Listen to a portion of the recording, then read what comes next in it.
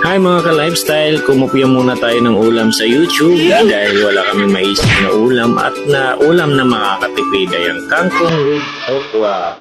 Siyempre nilagyan ko ng oyster sauce para naman mas masarap, hindi lang toyo. Ayan.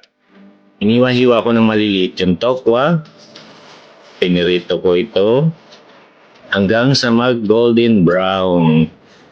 Pagkaprito niya, nagisa ako ng bawang, sibuyas at tinalo ko na yung tokwa with kangkong. Kaya naman, ayan na.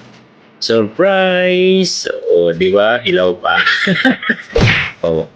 Pagkaluto nito, makikita niyo kung gaano kasarap. Tingin niyo pa lang masarap na, di ba? Hindi niyo pa natitikman. Wow! Tapos, ayan, halo-halo lang, konti. Ayan na, kanin na lang ang kulang. Kaya kung gusto niyo makatikim at makakita ng ganitong recipe, follow for more always mga ka-lifestyle hanggang sa susunod